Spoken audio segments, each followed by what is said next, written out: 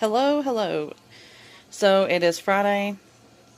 I'm sure people are out on dates and enjoying things, which I'm not saying that I'm not enjoying life, but my Friday night's not typical. I am going to be spending my time with this guy right here. Um, anyway, my husband's at work, and I would be spending time with him, but so I'm going to be canning up some more meat. In this wok right here, I have breakfast sausage that I've already cooked. And then right here is corned beef. So that's going to be a raw pack. This is already cooked, but it's going to be a dry pack. So it'll all be good. Now let me get my camera set up over here.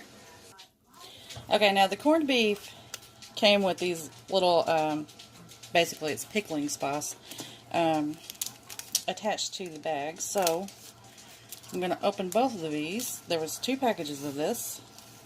I hope you guys can hear me over the dishwasher running over here. I run it every single day. I just try not to do it when I'm actually recording.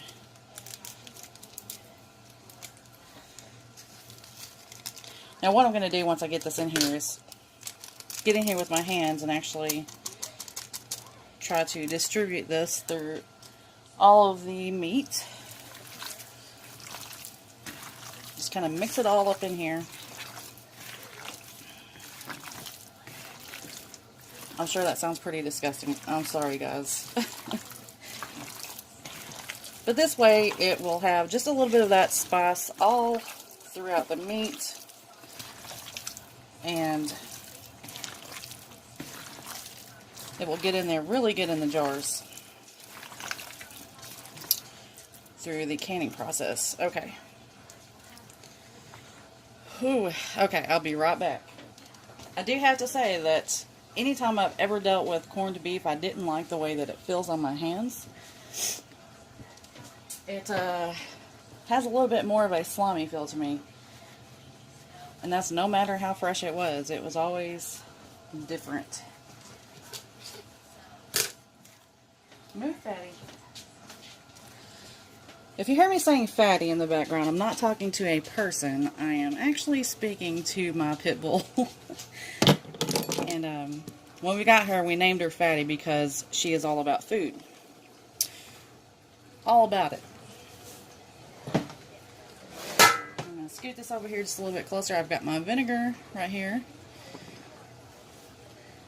I'm going to be using pint jars with this again. That's my favorite size for stuff like this because it holds about 1 pound per jar. So in most recipes, that's pretty good. Okay, now I'm going to have to get my hands dirty again, but I'm going to try to do it with just one hand. And let me make sure I've got everything over here.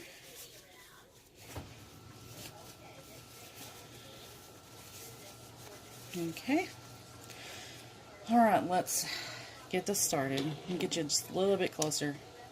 There we go. Now, if you haven't seen any of the other videos where I raw pack or any other canners are raw packing, what you want to do is pack as much as you can into these jars. Get it as tight as you can in there. That's to force out as much air as you can.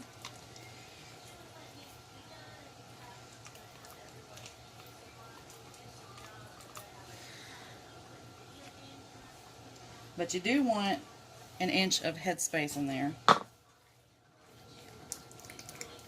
have to really push it down in there. Okay. I had to get my debubbler. There isn't a whole lot of debubbling that you actually can do with this, but it does help kind of make some room in here. So that's basically what you're actually doing. Push it down one more time, make sure I'm good. I think that's fine.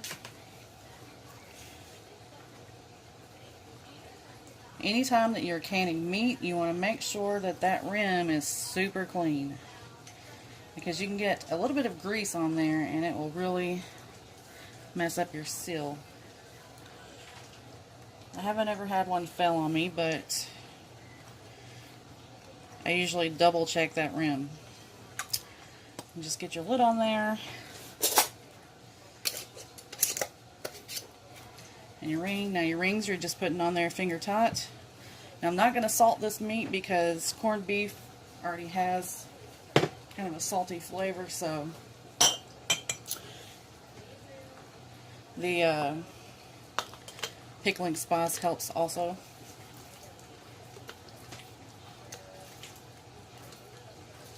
I'll just do a couple of jars of this for you, and then I'll go ahead and get the rest of them filled up.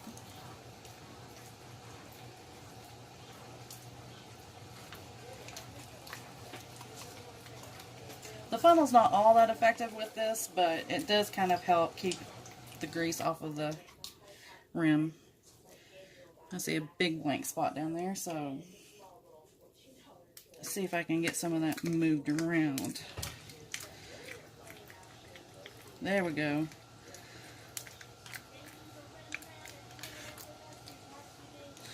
Alright, that's good.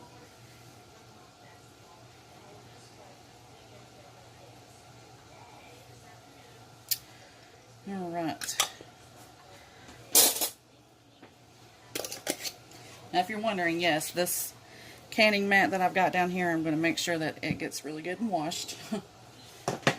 Okay, now I'm going to finish the rest of the jars and I'll bring you back when I'm done. Okay, now I got 6 jars of the corned beef. I've washed my funnel up really good and my debubbler. Now I'm ready to start on this sausage. Now the sausage, I didn't drain the grease off. If I'm using it in something that I don't need the grease in, I can heat it up just a little bit. You can even heat it inside the jar. And then I can strain the grease off like that. But for things like sausage and gravy, that grease in here, or at least some of it, will be useful. And this will make a really fast, super easy sausage and gravy. You see, when you go in with the debubbler with this, it kind of makes some room in there. So I can add a little bit more. Now with any ground meat, if it's already cooked, you don't really want to pack it down in there per se, but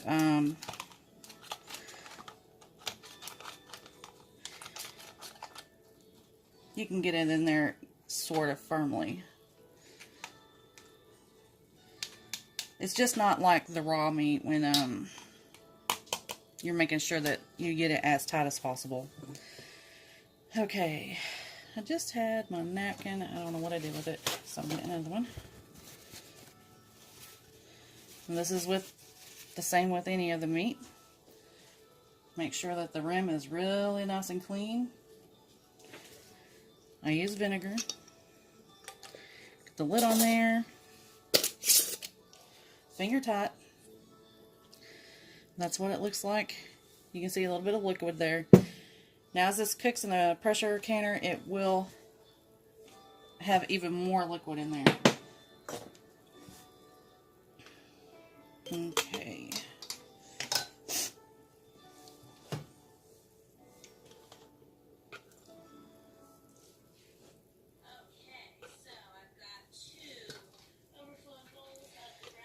For my other ladies that can, or gentlemen, have you ever used the Bernardin lids? This is something I hadn't tried before. I've always just stuck with Kurt or Ball. I've never... I know you can get generic lids, the gold ones, but I've never liked the gold lids. I don't personally like them. I know some people do, and that's fine. But I found, I think it was 340 a bulk package. They will come in a sleeve on Amazon for $49, and I think the shipping was like 9 something. It wasn't one of those that was free shipping with the Amazon Prime, but anyways, I went ahead and ordered them, and I'm waiting on them to get here. But I'm trying to find the most cost-effective way to continue to have fresh lids on hand.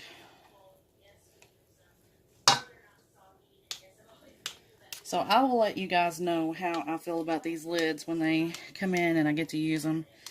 I think they're going to be just fine.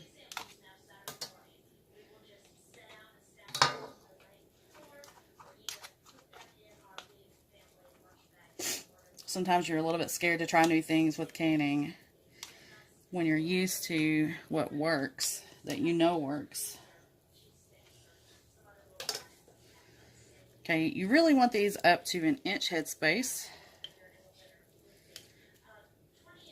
There we go.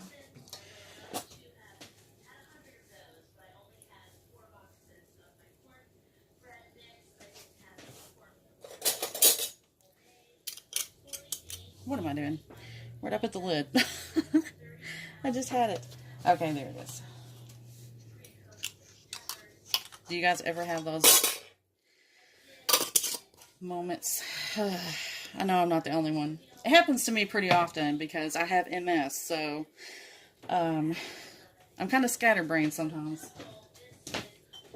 My husband remembers that commercial, or I think it was a meme, where it was Dr. House, and whatever the situation was, Dr. House was like, it's a mess, it's a mess. Every time something happens now, he brings that up.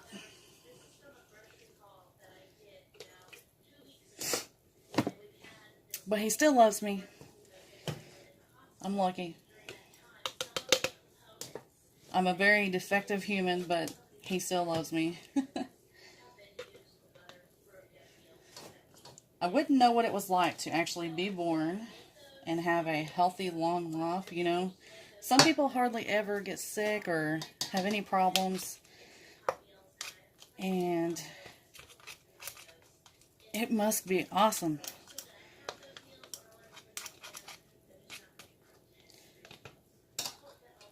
I was the last child born out of 5, and I joked around with my mom that I was made out of scraps that were left over in there.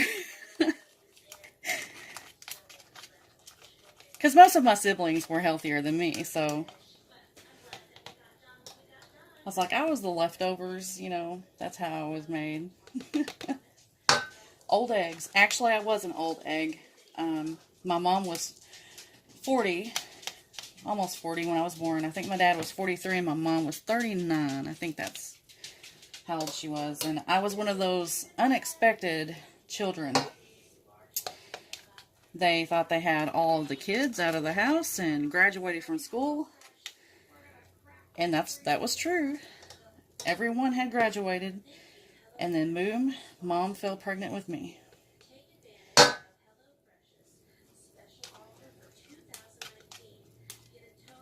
It's like that commercial when you see the fisherman hanging the dollar. I think it's some kind of insurance commercial. He's like, oh, you almost had it. They were almost done with kids. But anyway, I'm going to continue jarring these up. I'm sure you're tired of hearing me ramble on by now. And I'll bring you back when I'm finished doing this. Okay. I got 5 jars of the sausage. So I'm going to have to use something else to fill up the rest of my can. Well, I don't have to, but like always, I want to. So I'm going to be doing a few more jars of beans, which is usually what I end up doing. These are chickpeas. I'll probably also do some black beans. Yeah. So to these, I'm going to add almost a tablespoon of minced garlic. And then 1/2 a teaspoon of salt. This is just a simple recipe where I can make hummus out of these. I don't know why I'm cleaning that up. How to put the water in. Where did my water go? Okay.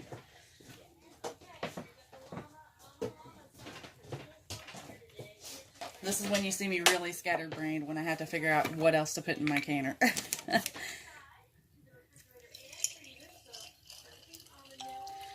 This gets filled to 1-inch headspace.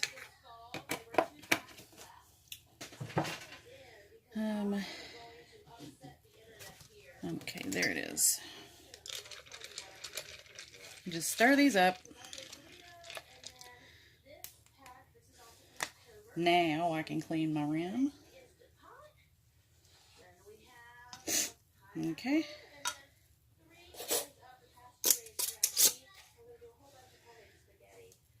Alright.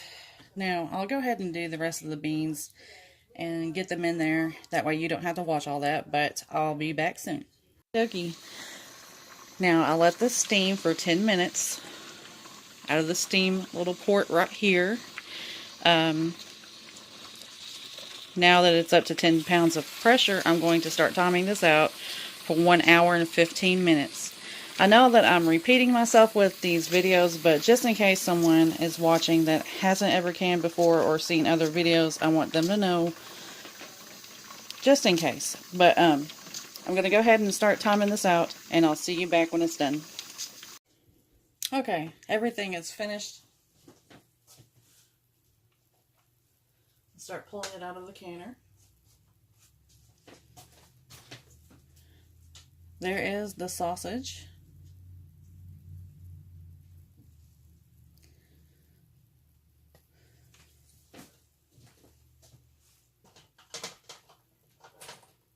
I have 4 different things in here, so that is the garbanzo beans, or some people call them chickpeas.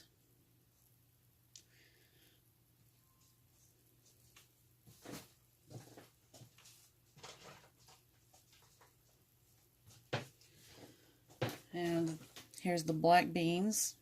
I went ahead and canned them the same way with the garlic and salt.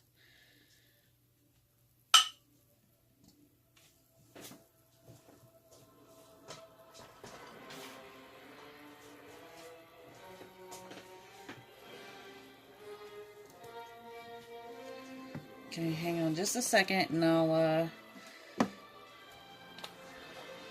get all these put up to where I can get to the second layer.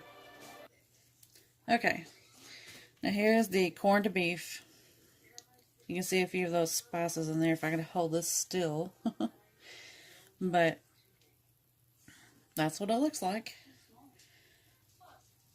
I've never thought that the corned beef looked attractive in the jars. It's probably the least attractive meat that you will can.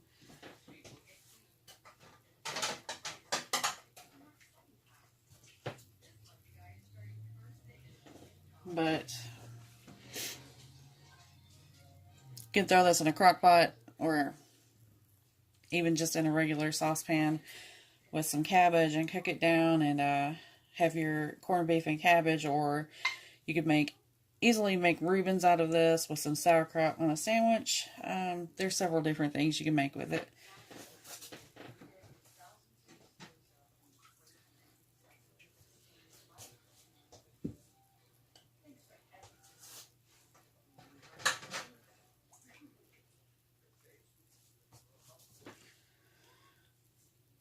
But I'm going to finish getting the rest of these out of the canner, and then I'm going to call it a night. But I hope you all have a wonderful night and a good day tomorrow. I hope you enjoyed this video. If you have any questions, comment below. I love you all. Goodbye.